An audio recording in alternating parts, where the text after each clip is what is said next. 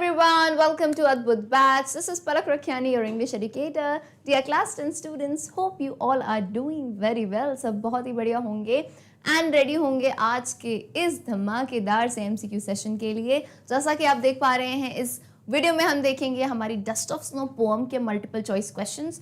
जैसे ही multiple choice questions आते हैं जस्ट सूट अप, एकदम सब बढ़िया तैयार होकर बैठ जाओ अपने नोटबुक्स लेके, बिकॉज ये होगा एक क्विज के फॉर्म में. अब क्विज क्यों है ये? जस्ट बिकॉज जो हमने जितना पढ़ा है, जितना समझा है, उसको हमें उस नॉलेज को यूटिलाइज भी तो करना है. कितनी हमें बात समझ आई मैम की या नहीं. सो इन दिस पर्टिकुलर सेशन आपको अराउंड मिलेंगे 50 नंबर ऑफ MCQs. क्वेश्चन आएगा, आपको 4 ऑप्शन मिलेंगे ABCD. आपको फटाफट से अपनी नोटबुक में जो ऑप्शन लगता है कुछ ही सेकंड में लिख देना. मैं आपको आंसर बताऊंगी, then you need to check if that answer is correct और रॉन्ग. तो एंड में आप अपना स्कोर निकालेंगे एंड उस हिसाब से आप जो है अपनी तैयारी, अपनी प्रोग्रेस को चेक कर पाएंगे. Alright, so let's begin with the session. Dust of snow, keep your notebooks and your pen with you. चलिए, क्वेश्चन नंबर 1 जैसा आप देख पा रहे हो, पैटर्न आई थिंक सबको पता है ना अब तक तो कि पैटर्न ये है. क्वेश्चन दिया है आपकी पोएम के अंडरस्टैंडिंग पे बेस पे एंड ABCD करके 4 ऑप्शन दिए हैं. अब इन 4 ऑप्शन में से कोई एक ही होगा correct option. So for that you need to be very clear with your basics. इसलिए मैं कहूँगी MCQ वीडियो ऐसा नहीं आप सबसे पहले देख रहे हो, आपको एक्सप्लेनेशन, समरी, सोल्यूशन सब कंप्लीट कर लेना and then come to MCQs. चलिए, question number 1 says dust of snow published in New Hampshire is the brainchild of which poet? A. Emily Dickinson, B. John Ashbery, C. Allen Ginsberg or is it D. Robert Frost? अब सबसे पहली दुविधा सबको ये आई होगी कि ma'am question का मतलब क्या है. क्वेश्चन को मैं समझाऊंगी. Sometimes in English they will give you such a language which you won't understand. तो आपको अपना दिमाग बिल्कुल खुला रखना है. देखो, डस्ट ऑफ स्नो ये जो नाम दिया है ना, एक कविता है, वो पब्लिश की गई थी. देखो, ये जो पॉम्स वगैरह होती है ना, ये पोएट जो राइटर्स होते हैं, ये पब्लिश की जाती है कुछ मैगजीन्स में, कुछ न्यूज़पेपर्स में, कुछ जर्नल्स में. तो न्यू हेमिस्फीयर करके ही ऐसा कुछ मैगजीन थी जिसमें ये पब्लिश की गई थी, है ना. अलग अलग राइटर्स के पब्लिश किए जाते हैं, पोएट्स के, जो भी उनके पीसेस रहते हैं जो उन्होंने लिखा रहता है. तो यहाँ पूछा है the dust of snow is the brain child of which poet and here is your new word of day. तो मैं इसी का इंतजार कर रही थी कि ये वर्ड आए और मैं इसी वक्त बताऊँ. वर्ड ऑफ द डे, है ना. क्या है ये word of day? Brain child. Now brain child का मतलब क्या हुआ? बच्चे का दिमाग. बोलोगे मैम बच्चे के दिमाग की बात यहाँ क्यों हो रही है? यहाँ पे ब्रेन चाइल्ड का एक्चुअल मतलब क्या होता है मैं आपको बताती हूँ. ब्रेन चाइल्ड मीन्स अ persons own creation slash idea और स्लैश इन्वेंशन. क्या मतलब हुआ? ब्रेन चाइल्ड का मतलब है किसी एक इंसान की खुद की बनाई हुई चीज, उसका आइडिया, उसका इन्वेंशन है ना. यानी किसी एक इंसान के आविष्कार को हम ब्रेन चाइल्ड कहेंगे. ठीक है, जैसे मैंने कोई भी चीज कह दी कि भाई जैसे dust of snow is the brain child of which poet. यानी डस्ट ऑफ स्नो जो कविता, ये क्रिएशन है ना, एक चीज लिखी गई है, तो ये किसका क्रिएशन है, किसने बनाई है, कौन है इसके ओनर. ओनर का मतलब क्या हुआ यहाँ पे, क्योंकि पोएम है तो ओनर कौन हुए? पोएट. तो कौन है इसके कवि? तो आपको आंसर देना है. ठीक है, तो ब्रेन चाइल्ड आप किसी में भी यूज कर सकते हो. मान लो किसी ने कोई चीज इन्वेंट किया, जैसे इलेक्ट्रिक बल्ब इन्वेंट हुआ, ट्रेन इन्वेंट हुई, so is the brain child. तो आप यहाँ पे नेम बता सकते हो साइंटिस्ट का. So what is a brain child? A persons own creation. For example, आपने एक प्रोजेक्ट बनाया, ठीक है, आपने प्रोजेक्ट फॉर इंस्टेंस आपने कोई भी प्रोजेक्ट बना दिया, वाटर साइकिल पे आपने एक प्रोजेक्ट बनाया. तो मैम पूछेंगी who is the brain child, किस इंसान का ब्रेन चाइल्ड है ना. Who is the brain child behind this project. So आप क्या बताओगे कि दिस इज माइन. आप अपना नाम बताओगे. तो ब्रेन चाइल्ड यानी जिस किसी इंसान का खुद की कोई बनाई हुई चीज, उसका आइडिया, उसका इन्वेंशन. क्लियर है? वर्ड क्लियर है? अच्छा, वर्ड क्लियर हो गया, फटाफट से नोट डाउन कर लिया. अब बताओ मुझे आंसर. तो क्लियर सी बात है, ये आंसर हो जाएगा डी. Robert Frost. हमारे बहुत ही बेहतरीन से कवि हैं जो छोटी छोटी पोएम्स लिखते हैं लेकिन बहुत बड़ा मीनिंग देते हैं जिसमें. Okay, word of the clear. Is it clear? So I can just erase it. चलिए, moving on to question number 2. Get ready for it. और सबकी नोटबुक में आंसर्स होने चाहिए. क्वेश्चन नंबर 2 से आंसर लिखना सिंपल है, बस क्वेश्चन नंबर डालो और ऑप्शन डाल दो, है ना, ABCD. Let's read the question. Why do you think dust of snow is a highly symbolic poem? आपको क्यों लगता है कि डस्ट ऑफ स्नो एक हाईली सिंबॉलिक पोएम है, यानी किसी चीज का प्रतीक है, किसी चीज का सिंबल बता रही है वो? तो A, it highlights that crows are a symbol of ill omen, यानी कविता पढ़ के आपको ये पता चला कि ये क्या हाईलाइट यानी इसका मेन थीम क्या था। तो ये हाईलाइट कर रही थी कि कौवे जो है बुरा, इल ओमेन यानी बहुत ही बैड लक का प्रतीक है। या B, it highlights very simple moments that turn into significant ones. ये कविता ये बताती है कि लाइफ के छोटे छोटे मोमेंट्स बहुत बड़ा प्रभाव देते हैं हमारी लाइफ में। See, it compels you to think what the simple things can turn into great things. Compels you यानी आपको मजबूर कर देती है पोम ये सोचने के लिए कि जीवन में जो बहुत ही छोटी चीज़ हम मानते हैं, जैसे कौवा हो गया है ना, जैसे बैड लक मानते हैं, या छोटी सी ट्री हो गई, या बर्फ तो कितनी सी कॉमन सी चीज़ है, लेकिन ये भी ग्रेट डीड यानी बहुत बढ़िया आपके लिए प्रूव हो सकती है। एंड डी, ऑप्शन बी या C, both. So take some time and let's read each option. अच्छा, मैं यहाँ पे रूल्स बताती हूँ, हमेशा MCQs में सारे ऑप्शंस रीड करेंगे।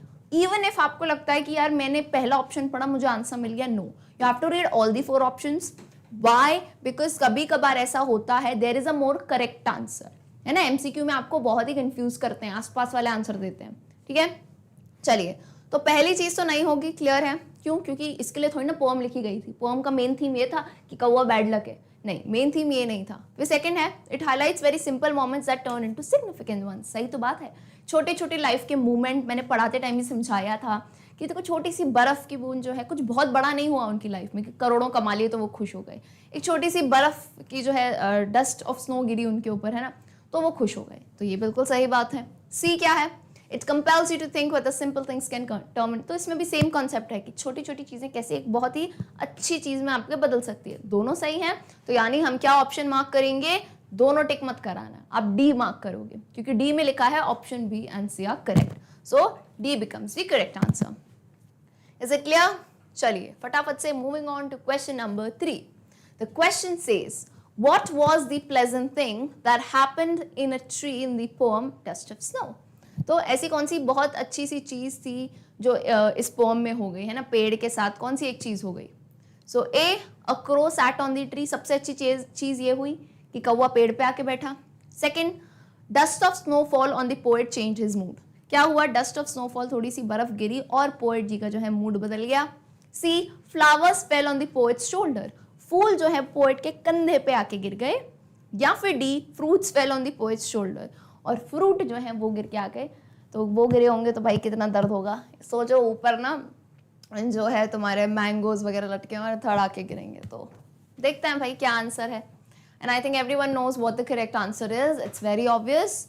अच्छा, कोई ए मार्क करेगा? किसी को लग रहा है ए है आंसर? पर इसमें कौन सी बहुत ही अच्छी बात हो गई कि कौवा जो है पेड़ पे आके बैठ गया। This was nothing new, the main topic is B, यानी dust of snowfall on the poet change his mood. ये पूरी कविता इसी के ऊपर है कि थोड़ी सी बर्फ से कैसे उनका मूड बदल गया। क्लियर है? तो थर्ड क्वेश्चन का आंसर बी है। Next question on your screen is a fill up. यहाँ पे आपको फिल करना है। Dash is just an ordinary happening. ध्यान से समझना क्वेश्चन को। 4 आपको बातें दी गई हैं, आपको बताना है इन चारों बातों में से ऑर्डिनरी हैपनिंग। ऑर्डिनरी का मतलब क्या है? आम सी बात है ना, आम बात है, यानी इसमें कुछ नया नहीं है ना, बहुत ही आम सी बात है। जैसे A, the poet standing below a tree. ये आपको अच्छा पोम के बेस पे बताना है, पोम के बेस पे बताना है आंसर, ठीक है। The poet standing below a tree, ये आम बात है कि पोएट जो है ट्री के नीचे खड़ा है। B, the snowfall on the trees, जो पेड़ों पे स्नोफॉल है। C, sudden change in the poet's mood, poet के मूड में एकदम से बदलाव आना। या D, the arrival of a crow and it's sitting on the hemlock tree, एक कौवे का आना और हेमलॉक ट्री पे आके बैठ जाना। तो अकॉर्डिंग टू द पोएम, आपको पता है पोएम में कौन सी चीजें बताई गई हैं कि एक कौवा आया और वो हेमलॉक ट्री पे बैठा, ठीक है। तो ये कोई बहुत ही अलग और बहुत नई बात नहीं है, पोएम में यही बताया गया था कि इतनी छोटी सी बात है, हल्का सा और ब्रांच हिलाना कोई बहुत बड़ी बात नहीं है। होता है बहुत बार जो है बर्ड्स वगैरह बैठती हैं तो वो शेक कर देती है ब्रांचेस को हल्का सा। So the correct answer in this case is option D, the arrival of a crow and it's sitting on the hemlock tree. ये सब ऑर्डिनरी हो सकती हैं, लेकिन मैंने तुमको पहले ही क्लियर कर दिया कि पोएम के अकॉर्डिंग आपको हमेशा लिटरेचर में आपका जो चैप्टर है, आपकी जो पोएम है, उसके अनुसार उत्तर देना है। ऐसे नॉर्मल वर्ल्ड में जो होता है वैसे उत्तर नहीं देना है, पोएम के अनुसार देना है। क्लियर है? चलिए moving on to question number 5। फटाफट से बताइए इसका answer. The hemlock tree is considered inauspicious because dash. Hemlock tree को इनऑस्पिशियस यानी जो है बैड लक की तरह क्यों माना जाता है? अब रीजन दिए हैं 4। A, it is never a part of any rituals, क्योंकि ये किसी भी धार्मिक जो है प्रक्रियाओं का कोई हिस्सा नहीं रहता है, इसलिए माना जाता है। B, it is poisonous and toxic, यानी ये जहरीला है और हार्म पहुंचा सकता है। C, it grows in deserted places, यानी ये जो है डेजर्ट इलाकों में ग्रो करता है। डेजर्ट पता है ना, रेती है ना, रेत वाले इलाकों में ग्रो करता है। या D, none of the above, इनमें से कोई भी नहीं। The answer is very simple, I don't think कि हमें इतना सोचना पड़ेगा। क्लियरली बताया गया था कि कैसा होता है ये पेड़, पॉइजनस होता है। ह्यूमंस और एनिमल्स के लिए ये जो है जहरीला होता है। So it is poisonous and toxic, इसलिए इसे इनऑस्पिशियस माना जाता है। क्लियर है? चलिए number 6, Why has the poet used the crow as a symbol of ill omen in the poem? कविता में कवि ने जो है क्रो को यानी कौवे को एक बैड लक का सिंबल या प्रतीक क्यों बनाया है? सो क्या रीजन हो सकता है इसका? A, it is black in colour, यानी उसका रंग काला है। B, it constantly makes a harsh sound, और उसकी आवाज कौवे की जो काएं काएं होती है बहुत ही तीखी सी आवाज है। C, it is fearsome, scary and survives on eating bad things, बहुत ही डरावना सा दिखता है। And survives on eating bad things का मतलब होता है, आपने कौवे को देखा होगा ना, यूजुअली कौवे जो है कचरे के उसमें और जो डेड मीट भी होता है कभी कभार वो भी खाता है वो, राइट? तो इसलिए उसको माना गया है। या D, all of the above. तो आइए एक एक करके ऑप्शन देखते हैं। It is black in colour, क्या ये बात सही है कि नहीं? बिल्कुल सही है। अब कुछ बच्चे, कुछ स्टूडेंट्स जो है पहला ऑप्शन देखा टिक कराए, ऐसा नहीं करना है, सारे ऑप्शन पढ़ने हैं। B, it constantly makes a harsh sound, बिल्कुल सही बात है, कौवे की काएं काएं तो सबने सुनी है, right? C, it is fearsome, scary and survives on eating bad things, अभी मैंने आपको बताया थोड़ा डरावना से तो खैर दिखता है, और जो इसकी ईटिंग हैबिट्स थोड़ी अच्छी नहीं है, यानी मीट वगैरह जो है फ्लैश ऑफ एनिमल्स भी वो खाता है। ठीक है, so D is the correct answer, all of the above. I hope it is clear. चलिए फटाफट से जैसे ही हम देखो आगे बढ़ते जाएंगे, try to increase your speed. What is the change of mood of the poet from the beginning to the end of the poem? यहाँ क्वेश्चन आप समझे, आपको बताना है कि पोएम की शुरुआत में है ना, यानी स्टार्टिंग में पोएट का मूड कैसा था और एंड में उनका मूड कैसा हो गया। तो आपको 4 ऑप्शन दिए हैं। फ्रॉम हैप्पी टू सैड, यानी शुरुआत में खुश थे फिर दुखी हो गए। फ्रॉम एंग्री टू डिसअपॉइंटेड, यानी शुरुआत में तो गुस्सा थे उसके बाद और निराश हो गए, डिसअपॉइंट हो गए। सी, फ्रॉम डेस्परेट टू सेटिस्फाइड, बहुत ही डेस्परेट हो रहे थे कुछ करने के लिए और फिर लास्ट में जो है बहुत संतुष्ट हो गए। या D, from sad to happy, यानी शुरुआत में वो दुखी थे लास्ट में वो खुश हो गए। तो इजी सा ऑप्शन है इसका यार, option D, sad to happy. पहले वो दुखी थे पोएम की शुरुआत में, उनका मूड अच्छा नहीं था, फिर ये सारी चीजें हुई और उनका मूड कैसा हो गया, खुश हो गया।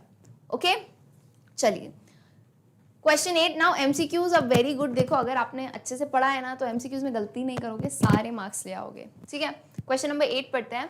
The fall of the dust of snow resulted in dash. जो डस्ट ऑफ स्नो गिरी उसने क्या रिजल्ट लिया, उससे क्या जो है निकला परिणाम? A, change in the poet's mood, poet का मूड बदल गया। B, change in appearance of the tree, यानी पेड़ जैसा दिखता था वही बदल गया। C, change in the ambience, यानी आसपास का, एम्बियंस मतलब क्या होता है, वातावरण, आसपास का वातावरण बदल गया। या D, all of the above.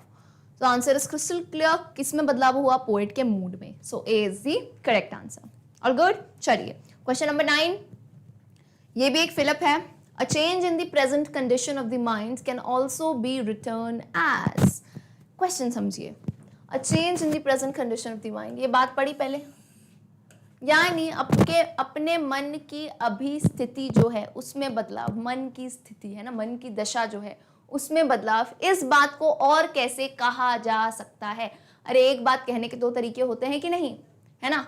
अगर मैंने कहा मेरा मूड खराब है और मैंने कहा मूड मेरा सही नहीं है, तो बात तो वही हुई ना, समझ गए ना? तो वैसे ही कहा है कि इस बात को कहने का और क्या तरीका है, just like a synonym, right?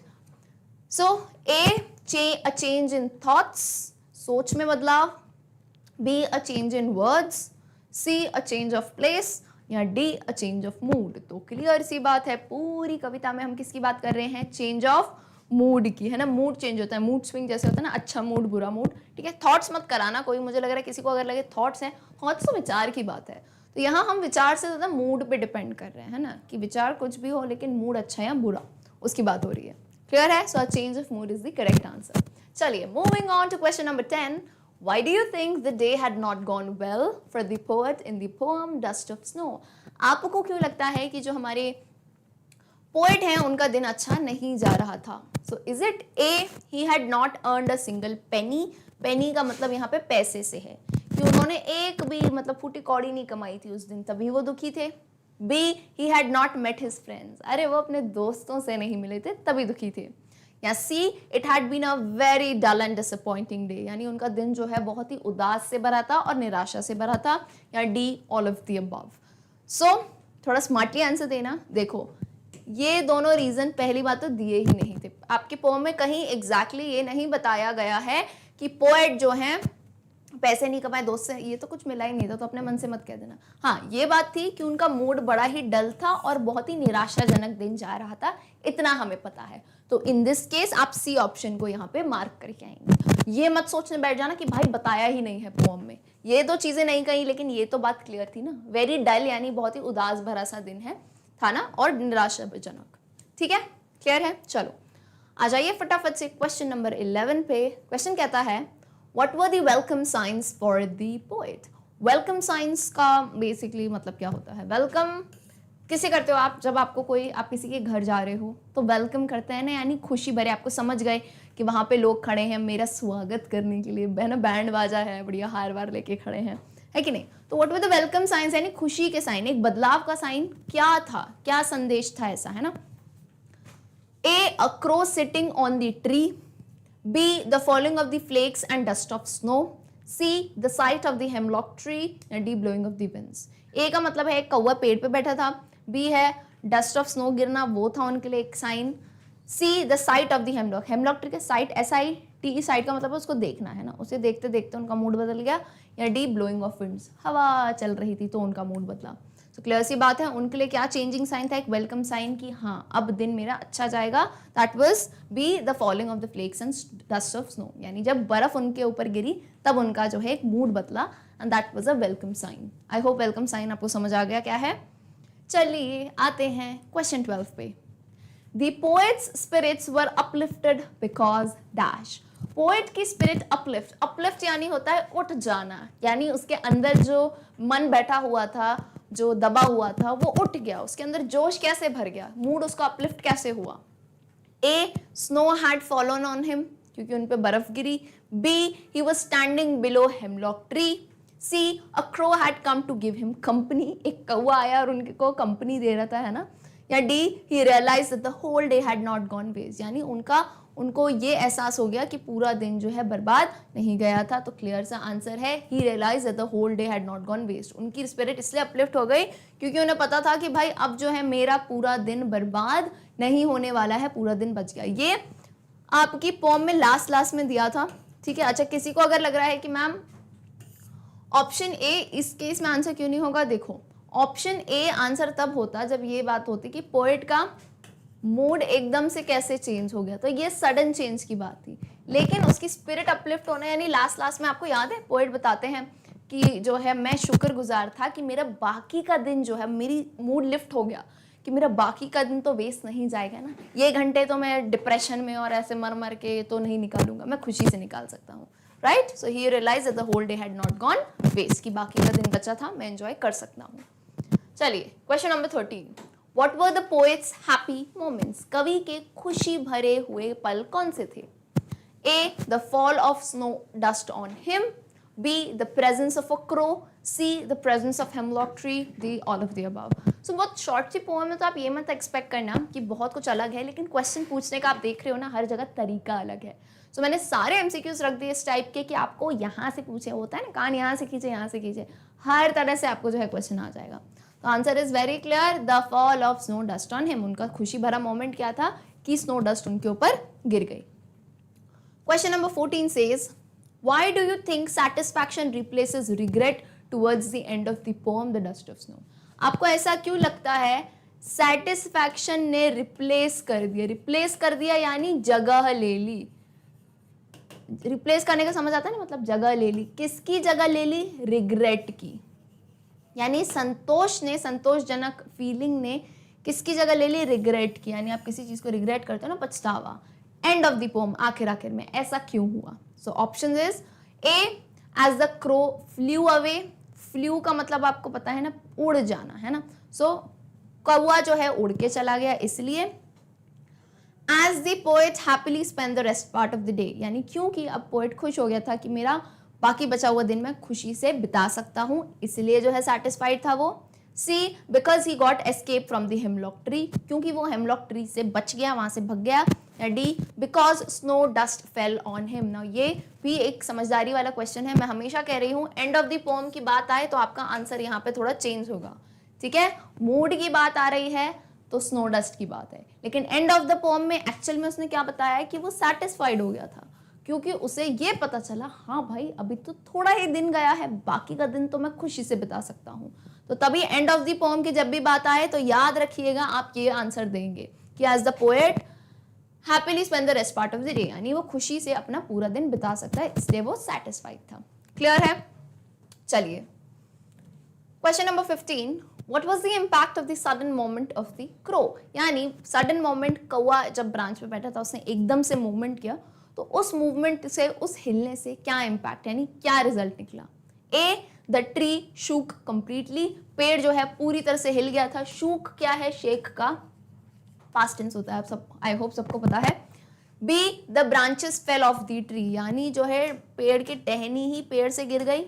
C, the other birds flew away, आसपास वाली चिड़ियाएं उड़ गई। या D, the mass of snowflakes started falling down the tree, और snowflakes जो हैं वो पेड़ से नीचे गिरने लगी। तो क्लियर है answer option D, mass of snowflakes started falling down the tree. Okay, let's quickly increase the speed and move on to question number 16. The question says mass of snowflakes looked like dust of snow because dash. mass of snowflake यानी snowflake को dust से compare क्यों किया है dust of snow से? It was very light and fine, it was powdery, it was sticking onto the leaves, या none of the above, यानी वो बहुत ही लाइट और फाइन सी थी, एकदम पतली सी जो पाउडर टाइप की थी, या पत्तों से चिपक गई थी, या none of the above. So clear सी बात है, अगर आपने कभी स्नो देखी भी होना तो आपको पता चलेगा, आप उठाओगे ना बहुत ही लाइट सी होती है और एकदम फाइन सी होती है, हल्की सी होती है बर्फ, right. So A, it was very light and fine. Powder तो यहाँ से कहीं सवाल नहीं आता है, और लीफ पे नहीं चिपक रही थी वो, नहीं तो वो गिरती नहीं नीचे, है ना। सो करेक्ट आंसर क्या हो गया? Option A. चलिए moving on to question number 17, what gladdens the poet's heart? Gladdens का मतलब पता है, ग्लैड का मतलब पता है खुश कर देना, तो पोएट के दिल को किस चीज ने खुश कर दिया, तरोताजा कर दिया? Sitting below the tree, falling of fine dust of snow, arrival of the crow, या all of the above? So without any second guess correct answer is B, falling of fine dust of snow. इससे poet ji का जो है दिल बड़ा खुश हो गया। Question 18. In the poem Dust of Snow, the crow is a symbol of dash. यानी कविता में डस्ट ऑफ स्नो में क्रो, क्योंकि क्रो को वैसे तो किसका सिंबल माना जाता है? निराशा का, इसका, लेकिन हमारे कवि थोड़े अलग हैं, तो उनकी कविता में क्रो किस चीज का प्रतीक है? ए, जॉय, बी, सरप्राइज, सी, रिग्रेट, या D, satisfaction? So answer is very clear, थोड़ा सोच समझ के देंगे। पोएट का मूड बदलने वाला, यानी फ्रॉम सैड टू वो कैसे हो गए हैप्पी, या हैप्पी को हम और क्या कह सकते हैं? जॉय कह सकते हैं कि नहीं? तो देखो आपको सिनोनिम्स यानी पर्याय पता होने चाहिए, थोड़ी वोकैबुलरी आप इसमें स्ट्रॉन्ग रखो, जितने वीडियोस देखते हो ऑब्जर्व करो वोकैबुलरी। तो क्या है ना, यहाँ वर्ड हैप्पी नहीं दिया है लेकिन जॉय तो दिया है ना, तो यानी कौवा किसका प्रतीक है यहाँ पे? जॉय का, खुशी लाया है वो पोएट के जीवन में। सो correct answer is a, Joy. Clear है? चलिए question 19, before the falling of the snow how was the poet's mood? बर्फ के गिरने से पहले पोएट का मूड कैसा था? ए, प्लेजेंट, बी, क्वाइट, सी, अनप्लेजेंट, या डी, कंफ्यूज? यानी बहुत ही प्लेजेंट का मतलब होता है खुश मूड में होना, बहुत ही आप कह सकते हैं ना अच्छा लग रहा हो जब। बी, क्वाइट, शांत मूड में थे। अनप्लेजेंट यानी अनईजी फील होना, अच्छा नहीं लगना, या डी, कंफ्यूज थे वो जीवन में। तो क्लियर सी बात है, वो अच्छा नहीं लग रहा था उन्हें, बहुत ही बुरा सा फील कर रहे थे, सॉरो सा। So C, unpleasant is the correct answer. Next question, question number 20, फटाफट से बताइए इसका answer. What inspiration did nature give to the poet? यानी नेचर ने, कुदरत ने ऐसा क्या इंस्पिरेशन दिया, कैसे इंस्पायर किया हमारे कवि को, क्या प्रेरणा दी? A, to consider crows as a symbol of joy, B, to sit under a tree when in despair, C, to go out for a walk, D, to behave in a positive manner. कैसी लगी कि भाई कुदरत ने क्या बताया कि आपको कैसे रहना चाहिए जीवन में। ट्रिकी सा क्वेश्चन है, हो सकता है कुछ लोगों को कुछ ऑप्शन लग रहे हो, पर मैंने एक चीज़ आपको पहले ही बताई है, सभी ऑप्शन पढ़ो, थोड़ा वक्त लो, एंड देन आपको क्या बताना है, द मोर करेक्ट वन, है ना, द मोर या मोस्ट कह सकते हो actually, the most correct option, क्योंकि हो सकता है कुछ ऑप्शन आपको आसपास लग रहे हों, लेकिन सबसे करेक्ट एक्चुअल निचोड़, एक्चुअल सार क्या था पोएम का।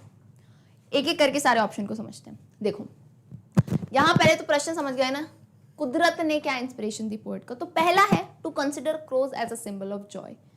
क्या कुदरत ने ये इंस्पिरेशन दी उसको एक्चुअल में? तो ऐसा हम मान सकते हैं, लेकिन this is not 100% correct. Why? Because poet ने, कवि ने खुद ही क्रोस को चूज किया था यहाँ पे, एंड यहाँ पे क्रोस दो चीज का सिंबल बता रहे थे। पहला तो ये कि पोएट का मूड बैड था, है ना, बैड लक मानते हैं, लेकिन सेकंड जो है वो जॉय लेके आ रहा था। ठीक है, तो इसको हम एज अ 50-50 आंसर मान सकते हैं, लेकिन एक्चुअल में कुदरत ये नहीं सिखा रही थी, एक्चुअल एसेंस पोएम का ये नहीं था, क्योंकि सिर्फ कौओं की बात नहीं है यार, यहाँ हेमलॉक ट्री की भी तो बात थी। तो एक चीज से हम पूरी पोएम का निचोड़ तो नहीं बता सकते। बी पे आओ, तो ये भी हमारा ऑप्शन नहीं होगा। रीजन समझे, देखो किसी भी ऑप्शन को क्रॉस अपने मन से मत किया करो, अरे ये लग नहीं रहा है, रीजन निकालो उसके पीछे, find all the reasons and then decide कि नहीं यार ये सही नहीं हो सकता। ठीक है, चलो B, to sit under a tree when in despair, यानी कुदरत ये बताती है डिस्पेयर यानी जब भी सैड हो, डिस्पेयर का मतलब क्या होता है, सैड, तो जब भी सैड हो, दुखी हो, तो पेड़ के नीचे बैठ जाओ। तो एक्चुअल मैसेज ये भी नहीं था पोएम का। ठीक है, to go out for a walk, ये पलक मैम बता रही है, पोएम में नहीं बताया है, तो पोएम का ये तो मैसेज था ही नहीं। अब लास्ट क्या बचता है, to behave in a positive manner. देखो इस पोएम में पूरे टाइम पे क्या कहा जा रहा है कि हम जीवन में उदास हो जाते हैं, दुखी हो जाते हैं, तो हमें क्या करना चाहिए भाई, हमें हमेशा एक पॉजिटिव अप्रोच रखनी चाहिए, सकारात्मक रहना चाहिए। यानी ये तो चलो आपके ऊपर बर्फ गिरी तो आपको जीवन का एसेंस समझ आया, बट आपको ऐसे ही रहना चाहिए जैसे कुदरत हर चीज में पॉजिटिव, हर चीज में बढ़िया होती है। कभी देखा है नेचर को कंप्लेन करते हुए? सब बढ़िया चलता रहता है। तो वैसे सिमिलरली यहाँ पे इंस्पिरेशन ये मिली है कि आप पॉजिटिव रहें। यानी पोएट के साथ जैसे ही वो किस्सा हुआ, स्नो गिरी, तो उनका मूड एकदम बदल गया, वो सही राह पे चल गए, उन्हें पता चला कि यार ये दुखी उखी होने से कोई मतलब नहीं है, मैं ऑप्टिमिस्टिक रहता हूँ, पॉजिटिव रहता हूँ, सब बढ़िया होगा।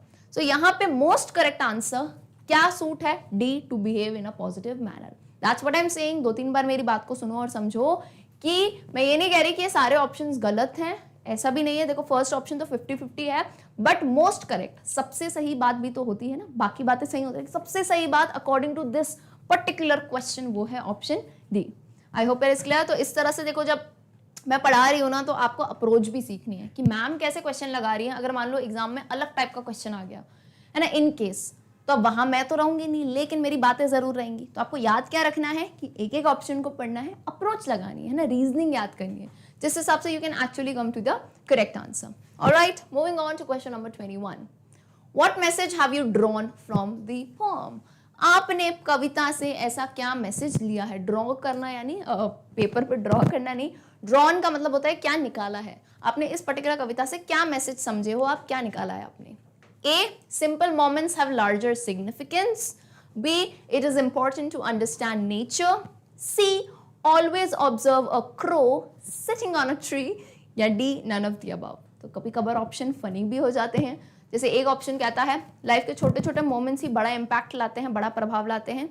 B, it is important to understand nature. Nature को बैठो और समझो। C, हमेशा एक क्रो को देखते रहो पेड़ पे बैठे हुए। D, none of the above. I think it's very easy.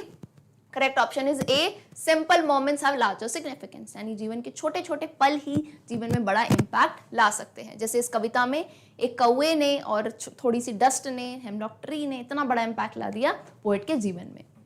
चलिए question number 22 says, in the poem crow and hemlock tree depict what side of nature, यानी इन द पोएम जो है हमारी क्रो एंड हेमलॉक ट्री, वो कौन से nature का कौन सा साइड बताती है। देखो नेचर का साइड इन द सेंस कि मैं बताती हूँ, अब नेचर में दो, आपको पता है दो तरह की चीजें होती हैं।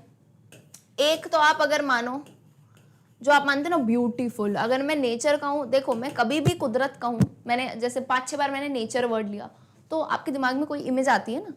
अरे जैसे एप्पल कहेंगे तो दिमाग में एप्पल आएगा, तो मैंने नेचर का क्या आया, बोलो मैम बढ़िया सी वादियाँ आई, अच्छी सुंदर सी रिवर आई, है ना, मैंने देखा बहुत सुंदर सुंदर फूल है, पिंक कलर के, रेड कलर के, इतने फूल हैं, तो सब अच्छी चीज़ें सोच रहे हो, है ना। अच्छा मैंने कहा बर्ड्स के बारे में सोचो, पीकॉक आएगी दिमाग में सबसे पहले, सुंदर सी पीकॉक आ रही है है ना, या पीजन आ रही है ब्यूटीफुल सी, अच्छा क्यूट सी स्पैरो भी आ रही है, इनमें से कहीं भी तुमने, मैंने नेचर का कौवा आया तुम्हारे दिमाग में, या हेमलॉक ट्री आई, ऐसा कुछ बुरी सी चीजें आई। तो एक ब्यूटीफुल साइड होता है, एक अगली साइड। कहने को अगली है लेकिन मैं नहीं मानती, बट मैं डिफरेंशिएट करने के लिए बता रही हूँ, राइट। तो यहाँ पे कविता में क्रो और हेमलॉक ट्री क्या साइड बता रहा है नेचर का, ठीक है। So is it A happy and satisfied, B hopeful and cheerful, C imbalance and insecure, या डी डार्क एंड बिटर। तो ऑप्शंस को आई थिंक आप अच्छे से समझ गए हो, क्लियरली समझ आ रहा होगा इस पोम में क्या बताना चाह रहे थे। पोएट का मूड शुरुआत में कैसा था, इस टाइप से बताना चाह रहे थे कि डार्क और बिटर चीज बताना चाह रहे हैं, है ना। शुरुआत में पोम में बताया है कि क्रो और हेमलॉक ट्री क्यों लिया, सबसे पहली चीज तो पोएट का मूड बताने के लिए। मैं आपको ये 2 स्टेप बता रही हूँ, पोएट का मूड पहले बताया है, फिर मैसेज मिला है कि बैड लक वैड लक कुछ नहीं होता है। तो पहली चीज जो है मूड, तो आप हमेशा उसके हिसाब से आंसर मार्क करोगे। तो पहला पॉइंट क्या था क्रो एंड हेमलॉक ट्री को यूज करने का, पोएट अपना मूड बता रहा था कि ना डार्क और बिटर, एकदम अंधेरा भरा और खराब सा, ठीक है। चलिए question number 23, what fact of life can be understood in this poem. जीवन की ऐसी कौन सी बात है जो इस कविता से समझी जा सकती है। A, every dark cloud has a silver lining, B, every dark night is followed by a beautiful day, C, happiness and sorrow are a part of life, or D, all of the above.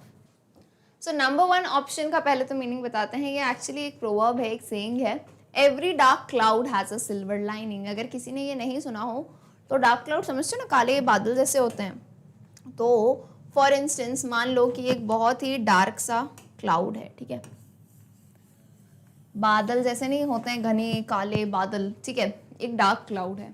अब आपने देखा होगा, observe जरूर किया होगा, अभी बताऊंगी तो याद आ जाएगा। तो जैसे डार्क क्लाउड्स है, बादल क्या करते हैं, पीछे सूरज की रोशनी को, है ना, हमारे सूर्य देव है, उनकी रोशनी को जो है वो ढक देते हैं। लेकिन क्या होता है, आप कभी देखोगे ना, जब बादल हल्के हल्के नीचे होता है ना, तो आपने ऑब्जर्व किया होगा कि ये हल्की हल्की सूरज की जो है ना रोशनी ऐसे दिखती है ना, हल्की हल्की सी झांकते हुए आती है, हल्की हल्की सी झांकते हुए आती है। तो ऐसा लगता है कि एक लाइनिंग बनी हुई है, सिल्वर सी लाइनिंग। तो इस बात को कहने का मतलब क्या है, और जैसे धीरे धीरे बादल हटता जाएगा वैसे सूरज का उजाला आता जाएगा। तो इस कहानी, इस प्रोवर्ब से, इस कहावत से मतलब क्या है कि हर काले बादल का, काला बादल यहाँ किसे रिप्रेजेंट करता है, दुख भरे वक्त को, है ना। कोई भी बुरा वक्त आता है, कोई भी जीवन में अंधेरा आता है, प्रॉब्लम्स आती हैं लाइफ में, कोई भी हो, चाहे फैमिली में प्रॉब्लम हो आपके, या फिर जिंदगी में, या स्कूल से रिलेटेड हो, तो उसके बाद हर बार एक उम्मीद की किरण रहती है, जैसे सूरज की, जैसे सिल्वर लाइनिंग दिखने लगती है ना। सिल्वर लाइनिंग क्या है, एक उम्मीद की किरण, अ रे ऑफ होप, कि अब सूरज निकल के आएगा, यानी जीवन अंधेरे से उजाले में जाएगा, एंड चीजें जो है वक्त दिया करो, सब कुछ अपनी जगह पे सही होने लगता है। तो इस कहावत का मतलब है every cloud has a silver lining, यानी जीवन में जो है कभी भी बुरा वक्त आता है but it always has a hope, उसके बाद सवेरा जरूर आता है। Then next, every dark night is followed by beautiful day. तो पढ़ते ही समझ आ जाएगा कि हर अंधेरी रात के बाद क्या होता है, एक सुंदर दिन निकल के आता है सूरज के फॉर्म में। जीवन में कभी भी एक चीज समझना, परेशानियां हमेशा के लिए नहीं होती हैं। कोई भी लाइफ की प्रॉब्लम ऐसा नहीं होता है कि हमेशा रहे। एक वक्त आता है, होता है ना, ऐसे एक प्रॉब्लम चालू होती है, उसके खत्म होने का वक्त आता है। तो यानी हर अंधेरी रात के बाद एक सुंदर दिन आता है, तो उम्मीद बनाए रखें। C, happiness and sorrow are a part of life, यानी सुख और दुख जीवन का एक हिस्सा है। आप ये कभी नहीं सोच सकते कि आप जीवन में पूरे टाइम सिर्फ सुखी रहेंगे, या फिर आप अपने आसपास किसी को देखो कि वो तो सुखी है। भाई सबके जीवन में, चाहे वो कैसा भी इंसान हो, कहीं भी रहता हो, कितना ही सेलिब्रिटी हो, है ना, कोई भी बन जाए, चाहे आप बोलो सबसे अमीर इंसान दुनिया के, एलन मस्क ले लो, ये भाई इनके जीवन में भी दुख रहते ही हैं, कंपटीशन रहता है। तो सुख और दुख जीवन का एक हिस्सा है और हमें निराशा नहीं रहनी चाहिए, ठीक है। और D, all of the above, यानी इस कविता से हमें क्या मैसेज मिलता है, तो देखो सब मैसेज का मतलब तो एक ही निकल के आ रहा है ना, कि there is always a ray of hope, बुरे वक्त के बाद अच्छा वक्त आता ही है, तो हमें खुश रहना चाहिए, पॉजिटिव रहना चाहिए। तो तीनों ही बातें बिल्कुल परफेक्ट मैच होती हैं। So D, all of the above होगा हमारा करेक्ट आंसर। क्लियर है? चलिए question 24, why did the poet feel that the whole day would go to waste. Poet को शुरुआत में ऐसा क्यों लगा कि मेरा पूरा दिन जो है बर्बाद चला जाएगा। A, the day had been very dull, gloomy and hopeless, क्योंकि उनका दिन ऑलरेडी बहुत ही दुखी जा रहा था। ग्लूमी यानी उदास सा, है ना, उदास सा, एंड होपलेस, कोई उम्मीद नहीं थी उन्हें। B, the day had not given him a penny, यानी उन्होंने कुछ नहीं कमाया था। C the day kept him busy in difficult task, पूरे दिन वो कुछ डिफिकल्ट काम करने में लगे थे, या D none of the above. So clear सा आंसर है पहला ऑप्शन है, द डे हैड बीन, बहुत ही दुखी सा डे था। कुछ दिन आते हैं ना जीवन में बहुत ही उदासी भरे से, तो वैसा दिन था। तो उन्हें लगा अगर मैं पूरे टाइम दुखी रहूंगा तो मेरा दिन जो है पूरा बर्बाद हो जाएगा। Moving on, question 25, the hemlock tree was shaken by, hemlock का जो पेड़ था उसकी ब्रांच थी वो किसने हिलाई थी? ए सडन स्टॉर्म, स्टॉर्म हमें पता है आंधी तूफान जब आता है, तो एक आंधी तूफान से हिला था वो ट्री। बी अ क्रो, एक कौवे की वजह से। सी मंकीज या डी स्क्विरल्स। सो सबको पता है किसके ऊपर थी कहानी भाई, दूसरे कौन है हमारे कैरेक्टर? कौवा। तो अ क्रो, क्रो की वजह से हेमलॉक ट्री हिलाई गई थी। चलिए आधा पड़ाव तो हमने पार कर लिया है, 25 क्वेश्चंस कर लिए हैं, 25 मोर, कीप अप द स्पिरिट, अच्छे से सॉल्व करते जाओ। क्वेश्चन नंबर 26, होपफुली आप लोग सॉल्व कर रहे हैं एंड साथ साथ चेक करते जा रहे हैं, ठीक है। Suddenly dash fail on the poet, so fill up करना है, सडनली क्या गिर गया पोएट के ऊपर? ए अ लिजर्ड, बाप रे लिजर्ड सुन के ही सब घबरा गए होंगे। B a leaf, C a snake, D dust of snow. तो होपफुली लिजर्ड तो नहीं गिरी, लेकिन क्या गिरा? Dust of snow. So D is the correct answer. चलिए 27, the tree tops were covered with dash. Tree tops आप समझते हो ना, tree tops यानी क्या होता है? जैसे मान लो कोई भी पेड़ है, पेड़ की ब्रांचेस हैं, ट्री टॉप, तो ब्रांचेस के ऐसे एंड पे, टॉप वाले पार्ट्स पे किससे कवर्ड थी? वो ऐसे एंड ब्रांचेस होती है ना, यूं यूं, तो यहाँ पे वो किससे कवर्ड थी? Leaves, masses of snow, flowers and fruits, colourful butterfly. तो आपको आंसर देना है अकॉर्डिंग टू द पोम। ऐसा नहीं कहोगे अरे पेड़ तो पत्तियों से भरा रहता है, तो ये मत लिख देना। पोम के अकॉर्डिंग किससे था? मासेस ऑफ स्नो, क्योंकि विंटर सीजन होता है, तो विंटर सीजन में आपने अगर कहीं गए हो, अच्छी बात है कश्मीर वगैरह, या फिर आपने कभी टीवी पे ही देखा होगा या इंटरनेट पे, तो कैसा होता है पूरे पेड़ वगैरह प्लांट्स वगैरह पूरे स्नो से कवर हो जाते हैं, पूरा ऐसा लगता है सब बर्फीले वाइट कलर के दिखते हैं। सो मासेस ऑफ स्नो, स्नो के ढेर से। Question 28 says What resulted in the sudden movements of the crow? Crow के इतने sudden movement से क्या हुआ? Leaves started falling, fruits started falling, lizards and ants started falling, या mass of snowflakes started falling.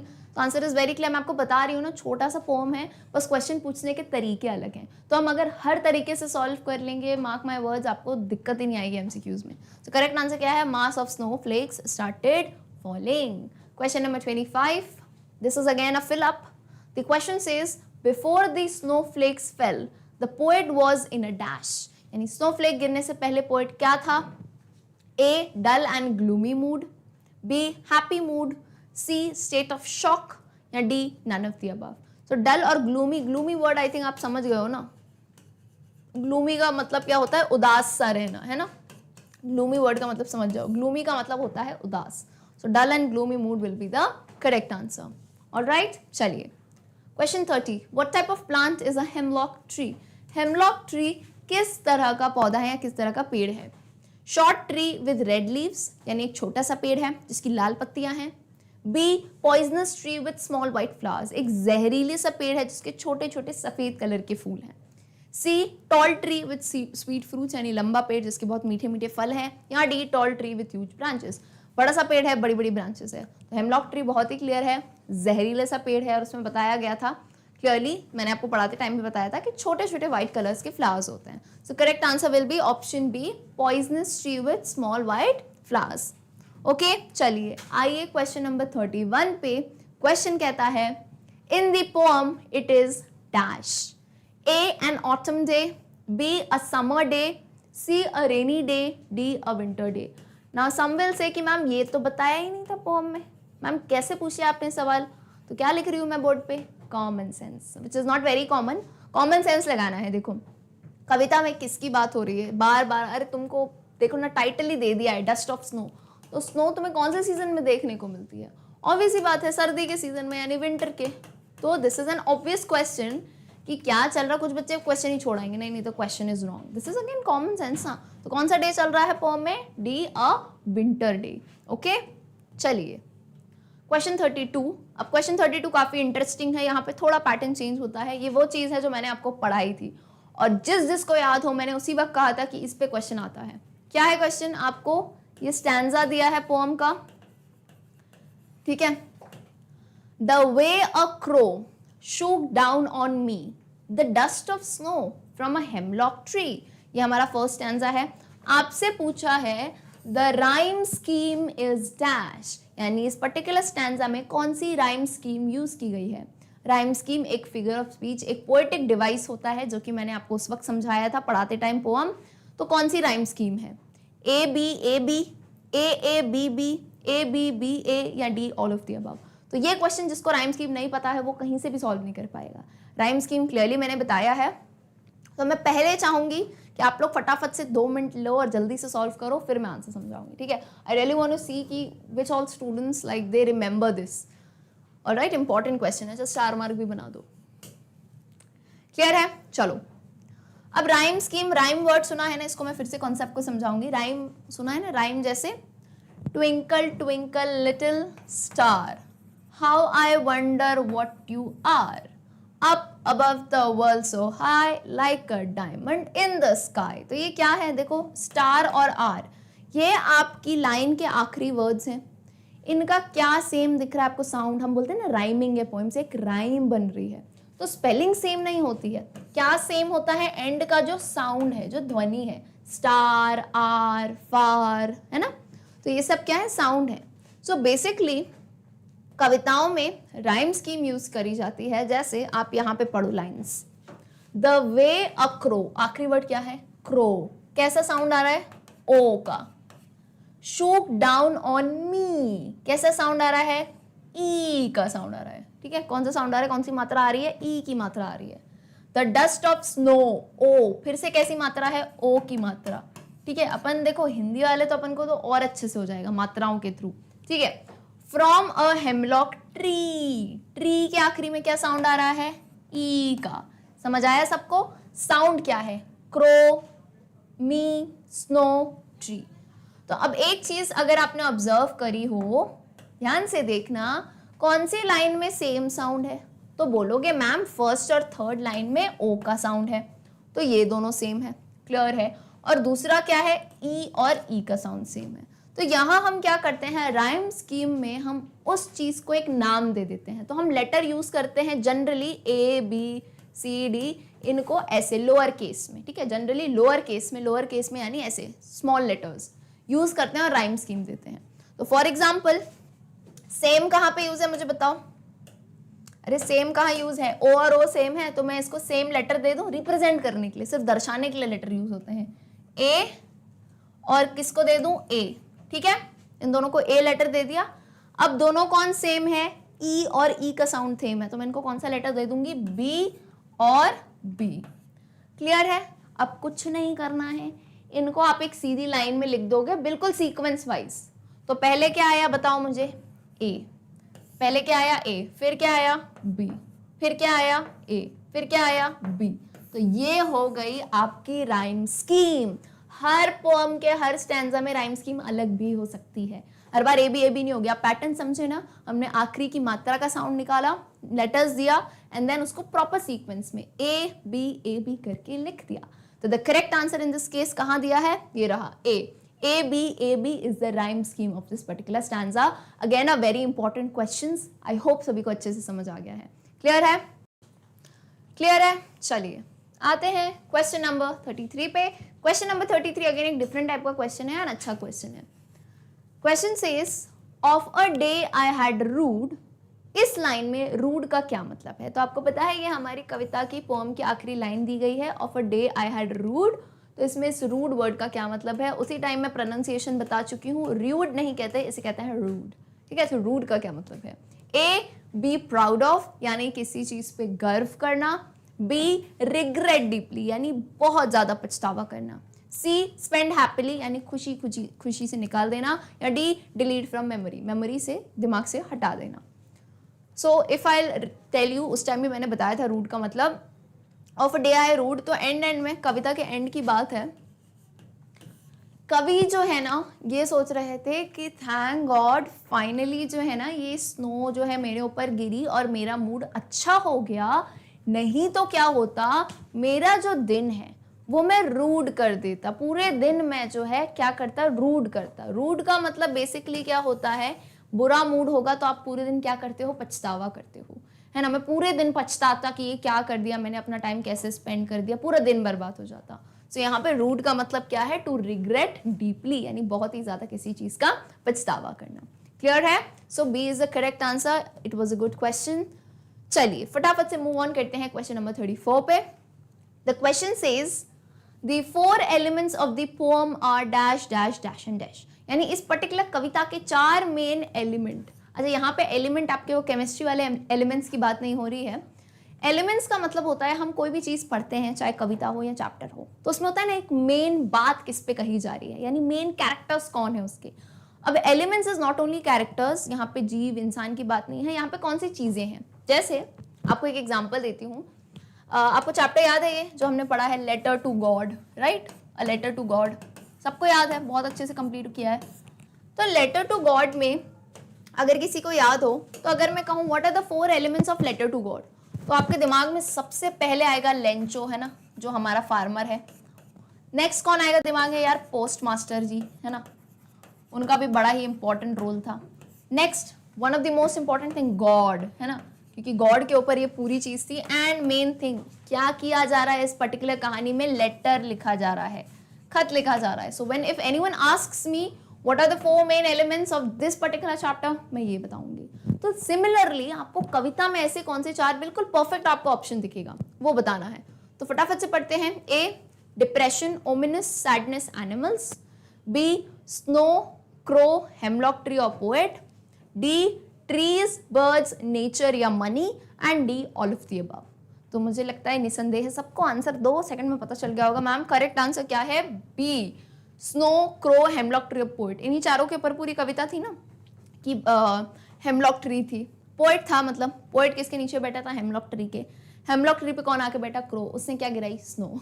So correct answer is this. Alright, चलिए question number 35। What was the poet's location in the poem? यानी कविता में poet कहाँ पे थे। A America में, B forest में, C hemlock tree के वहां, या D none of the above. तो सबसे करेक्ट आंसर हम सबको पता है, हेमलॉक ट्री। भाई अमेरिका फॉरेस्ट मत लिख के आना, आपको ये दोनों चीजें कहीं मेंशन नहीं करी थी, आपको हेमलॉक ट्री बताया है। तो पोएट जो है, कवि जो है हमारे, हेमलॉक ट्री के नीचे खड़े थे। ऑलराइट, चलिए ट्रिकी क्वेश्चन आ सकते हैं ऐसे, है ना, घुमाओ फिराओ वाले। क्वेश्चन नंबर 36 पे आते हैं। The rest of the day was saved for the poet because dash, यानी पोएट का जो बचा हुआ दिन है, जो रेस्ट डे था, वो कैसे बच गया, है ना। Dash A because he had earned enough money, क्योंकि उन्होंने इनफ पैसा कमा लिया था। B he had finished all the task, सारे काम कर लिए थे। सी he had reached home on time, वो घर टाइम पे पहुंच गए थे। या D his mood has change. So very clear, D answer है, क्योंकि उनका मूड बदल गया था तो उनका पूरा दिन बर्बाद होने से बच गया। Next is question number 37। Let's see ये क्वेश्चन क्या कहता है। The backdrop of the poem is dash. Backdrop का मतलब यहाँ पे क्या होता है, मैं बता रही हूँ। बैकड्रॉप का इसमें एसेंस है, जैसे कोई भी जैसे बताया ना, पोएम होती है, स्टोरी होती है, तो उसका एक बैकग्राउंड क्या है, किस फेज में चल रही है वो पोएम। तो बैकड्रॉप इज बेसिकली बैकग्राउंड क्या है उस पोएम का, ठीक है। जैसे अब यहाँ पे आपको जो ऑप्शंस दिए हैं, इसमें आपको समझ रहा है मूड के ऊपर बैकग्राउंड है ना, पूरा जो पोएम किस पे डिपेंड कर रहा था, मूड पे। तो this is basically the backdrop. अब कौन से मूड्स पे था वो। A bright and cheerful in the end, कि आखिर में जो है मूड खुश मिजाज हो गया था और बहुत ही ब्राइट हो गया था।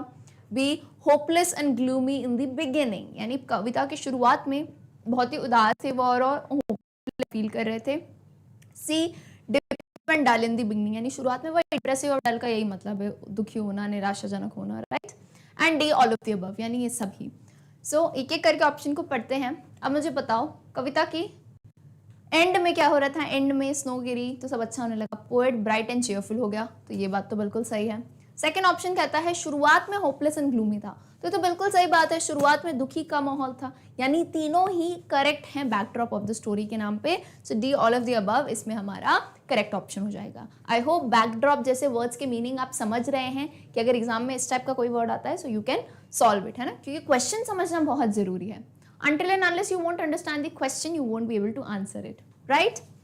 Okay, the next question is 38, which says, what message does Robert Frost convey? यानी इस कविता के द्वारा रॉबर्ट फ्रॉस्ट यानी जो हमारे कवि हैं वो क्या संदेश देना चाहते थे। So A, depression and hopelessness are a part of life, कि दुखी होना, उम्मीद नहीं होना, ये सब जो है जिंदगी का एक हिस्सा है, बिल्कुल सही बात है। B, always look at the brighter side of the life, मैं हमेशा ये कहती हूँ, और आपने ये भी सुना होगा ना, the grass is greener on the other side, यानी क्या है भाई ब्राइटर साइड, यानी जीवन के एक अच्छे एंड पे देखिए, यानी आपकी लाइफ में दो चीज़ें चल रही हैं, है ना, दो चीज़ें हो रही हैं, अच्छा भी है बुरा भी है। आप ये सोचो, आप बुरा देखते रहोगे तो बुरा ही लगेगा, लेकिन आप ये सोचो ना आपकी लाइफ में क्या क्या अच्छा हो रहा है, क्या क्या अच्छी चीज़ें हो रही हैं, कि चलो ठीक है आज आपको ये चाहिए वो चाहिए, लेकिन आपके घर वाले हैं, आपके पास अपना घर में आप रहते हो या मम्मी पापा के साथ रहते हो, है ना, छोटी छोटी खुशियाँ ढूंढो जीवन से, है ना। So look at the brighter side. तो यही तो कविता कहती है कि दुखी और उदास होने की जगह ये छोटी छोटी बर्फ़ की ये जो स्नो है और ये जो नेचर में चीज़ें हैं, इनको एंजॉय करो, right. Look at the brighter side. C, time does not stay the same the always, बिल्कुल सही, कि वक्त हमेशा एक सा नहीं रहता। अभी अगर तुम्हारा नीचे टाइम चल रहा है, then there will come a time जब तुम ऊपर होगे, लेकिन जब ऊपर होगे तब ये समझना कि नीचे जाने का टाइम भी आएगा। So it's like life is nothing accept change, ऐसे वेव्स में चलता रहता है, तो एक्सेप्ट करना चाहिए। तो यानी इस पर्टिकुलर कविता से हमें तीनों पॉइंट समझने को मिले। So D all of the above is the correct answer. Okay, हमारे पोएट की पोम यही कहना चाह रही थी। क्वेश्चन 38 फिलअप है। एज पर द पोम, यानी कविता के अनुसार, dash is the law of nature, कुदरत का नियम क्या है। एज पर दी पोम, ये आपको फ्रेज बहुत बार देखने को मिलेगा। एज पर का मतलब होता है के अनुसार। एज पर का मतलब क्या होता है, के अनुसार। तो जैसे लिखा है एज पर दी पोम, तो इसका मतलब क्या हुआ, कविता के अनुसार, है ना, कविता के अनुसार। लॉ ऑफ नेचर यानी कुदरत का नियम क्या कहता है। A dash, A change, B depression, C happiness, D satisfaction. तो कुदरत का नियम क्या है, सबसे आसान सी चीज है, क्या बोला कि एक वक्त कभी एक सा नहीं रहता, बदलाव ही जीवन का नियम है। Change is the only constant, so change is the law of nature, A is the correct answer. Change का मतलब क्या हुआ, चीजें बदलती रहती हैं, हैप्पी हो गए, सैड हो गए, अच्छी चीजें चलेंगी, बुरी, तो बदलाव आते रहते हैं। बस आपको क्या करना है, आपको एलिगेंटली इन चेंजेस को एक्सेप्ट करना है और उसकी तरह मूव ऑन करना है, राइट। चलिए, सो करेक्ट आंसर पता चल चुका है। क्वेश्चन नंबर 40 पे आते हैं। क्वेश्चन कहता है, what was the saviour of the day for the poet, यानी कवि के लिए उसका दिन बचाने वाला कौन, सेवियर कौन होता है। जैसे जो है ना मूवीज में हीरो होते हैं ना, या फिर आप कह सकते हो सुपर हीरोज टाइप होते हैं, सुपरमैन होते हैं, बचाने वाले, सेवियर, ठीक है। So what was the saviour of the day, कवि के लिए उस दिन कौन था जिसने उसे बचा लिया। A the crow, B the dust of snow, C the hemlock tree, या D all of the above. So correct answer है द डस्ट ऑफ स्नो, यानी डस्ट ऑफ स्नो, स्नो गिरी उसके ऊपर, तब तो है वो जो है बच गया। क्योंकि देखो क्रो और हेमलॉक ट्री, सही बात है, लेकिन डायरेक्टली उनका प्रभाव नहीं पड़ा। डायरेक्टली कौन गिरा था भाई, स्नो गिरी थी। तो उस बर्फ ने, ऐसा लगा जैसे ही वो बर्फ गिरी तो उसने जो है पोएट का दिन बर्बाद होने से बचा लिया। ओके, चलिए नाउ क्वेश्चन 41 अगेन, यहाँ पे आपको दिया गया है स्टैंजा, ये लास्ट स्टैंजा था पोएम का, ठीक है, पढ़ते हैं इसे। Has given my heart a change of mood and saved some part of a day I had rued। तो इसमें the rhyming words are, पिछले क्वेश्चन में आपसे राइम स्कीम पूछी थी, यहाँ पूछा है कि राइम करने वाले शब्द कौन से हैं। तो आपको 4 ऑप्शन दिए गए हैं। क्लियर सी बात है, राइम करने वाले शब्द लास्ट वर्ड्स की बात करते हैं, हमें ना, आपको समझना है राइमिंग वर्ड्स में आप बीच में कोई वर्ड नहीं उठाओगे, हर लाइन का आखिरी शब्द आपको उठाना है। तो कौन से राइमिंग वर्ड्स हैं, हार्ट, हार्ट के साथ कौन है, पार्ट राइम कर रहा है, heart part, mood rude. Okay, so कौन सा करेक्ट ऑप्शन होगा, heart part mood rude, B होगा। बोलो मैम चारों में तो सेम चीजें थी, आपको पैटर्न बताना है कि हार्ट के साथ कौन राइम कर रहा है, मूड थोड़ी ना राइम कर रहा है, पार्ट। तो हार्ट के बाद क्या लिखोगे आप, part. So heart part mood and rued, these are the rhyming words. अब सारे ऑप्शन देखो, वर्ड सेम दिए हैं, लेकिन आपको सीक्वेंस देखना पड़ेगा कि हार्ट के साथ पार्ट जा रहा है, मूड के साथ रूड जा रहा है। क्लियर है, वंडरफुल। नेक्स्ट क्वेश्चन, कुछ ही क्वेश्चंस बचे हैं, कीप अप द स्पिरिट भाई, जल्दी जल्दी से सॉल्व करो। Question number 42, of a day I had rued, why do you think the poet said so, यानी कवि ने ये लाइन क्यों कही। A, because he had not gone to work, because वो काम पे नहीं गए थे. B, because he had misbehave, क्योंकि उन्होंने गंदा बर्ताव किया. मिसबिहेव यानी खराब बर्ताव करना. C, because he had left the house, क्योंकि उन्होंने घर छोड़ दिया था. या is it D, because he was sad all this while, यानी इस पूरे समय, ऑल दिस वाइल यानी इस पूरे समय वो उदास थे. तो उन्होंने यही बात बताई. क्यों? क्योंकि उस पूरे समय वो उदास थे, इसलिए उन्होंने कहा of a day I had rued, कि वो दिन शायद मैं और पूरा बर्बाद करता तो मैं पछतावा करता. Right? Okay, clear it is. Question number 43. फटाफट से आते हैं क्वेश्चन पे. What sort of emotion can be seen towards the end of the poem? आसान सा क्वेश्चन है. पोम के आखिरी में किस टाइप का इमोशन दिख रहा था? Sadness, anger, happiness, frustration. बोलो मैम अब बस, अब तो हम इतने फ्लुएंट हो गए हैं ना, हम 2 मिनट में आंसर दे देंगे. हैप्पीनेस. आखिर में पोएट कैसे हो गए? खुश हो गए.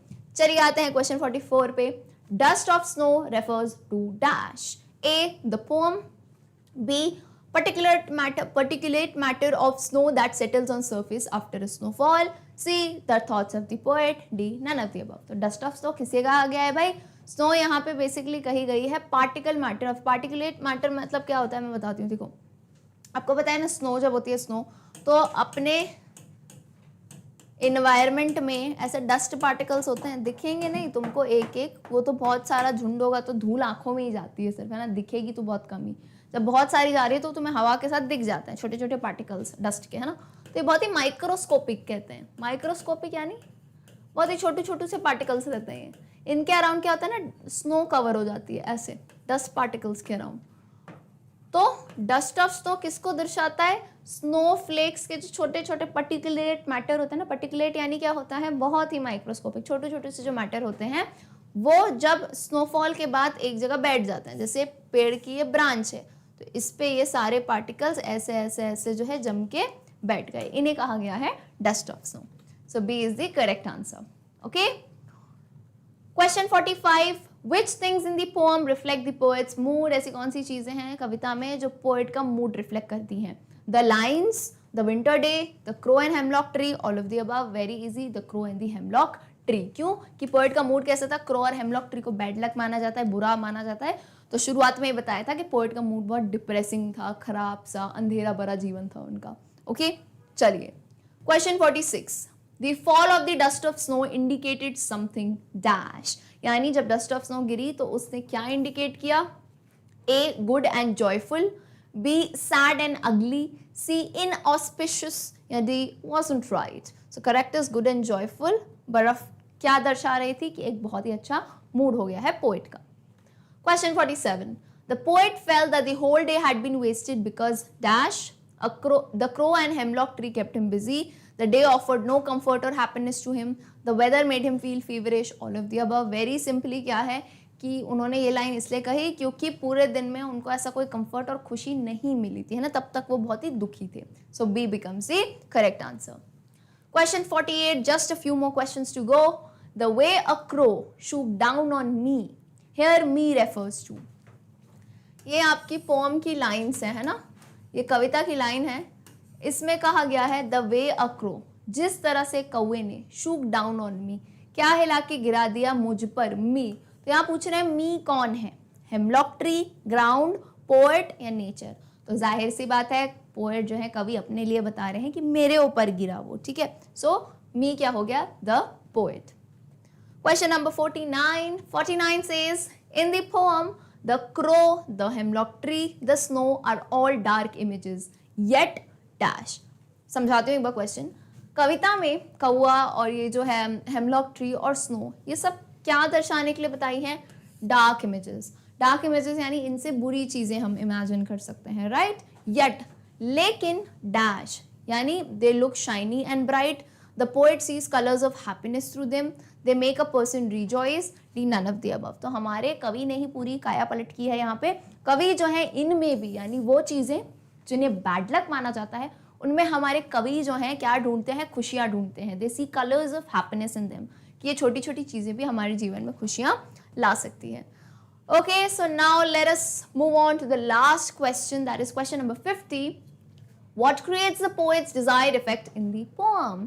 इस पूरे पोएम में कवि का जो डिजायर्ड इफेक्ट है वो कौन सी बात बताती है? यानी किस तरह से उन्होंने पोएम को लिखा है, क्या तरीका था उनका? A, the winter day and snowfall, ये चीज बता रही है। बी द क्रो, मतलब ये पोम किस पे बेस्ड है बेसिकली, एक विंटर डे और स्नोफॉल पे बेस्ड है। B the crow and the hemlock tree पे बेस्ड है। See the way he stood below the tree, यानी जिस तरह वो पेड़ के नीचे खड़े हैं उस पे बेस्ड है। या फिर D the easy language and the unusual visual imagery along with brevity of words. इसका मतलब क्या हुआ कि पोएट की जो कविता है वो एक बहुत ही आसान लैंग्वेज में, क्योंकि आपको पता है 2 स्टैंजा में थी और ऐसा कोई भी वर्ड नहीं था जो बहुत ही कॉम्प्लिकेटेड हो। जैसे शेक्सपियर की यूजुअली पोम्स होती हैं कॉम्प्लिकेटेड होती है ना, समझना थोड़ा मुश्किल होता है, पर इनकी पोम बहुत ही आसान लैंग्वेज थी। और अनयूजुअल विजुअल इमेजरी, अनयूजुअल यानी कौआ और हेमलॉक ट्री कोई सोच भी नहीं सकता था कि ये चूज करेंगे अपनी पोम में, लेकिन रॉबर्ट फ्रॉस्ट ने ऐसा किया। तो अनयूजुअल यानी दुनिया से थोड़ी हट के उन्होंने चीज़ लिखी है। तो करेक्ट ऑप्शन सभी को पता है मैम, डी है यार, उनकी आसान सी लैंग्वेज, उनका अलग तरीका, विच टेल्स कि हमारी पोम इस पे बेस्ड थी। राइट, क्लियर है। उम्मीद करती हूँ कि सबने जो है आंसर्स अटेम्प्ट किए होंगे, क्वेश्चंस अटेम्प्ट किए होंगे। अब कोई बात नहीं, अगर कुछ आंसर्स गलत होते हैं, जो आंसर गलत हुए हैं उस पर आपको ये ध्यान देना है कि आपको वो पार्ट ऑफ द पोएम अच्छे से रिवाइज करना है। आई hope it is very clear and you enjoy the session, मज़ा आया होगा। मिलते हैं हम हमारी अगली क्लास में, तब तक के लिए गुड बाय।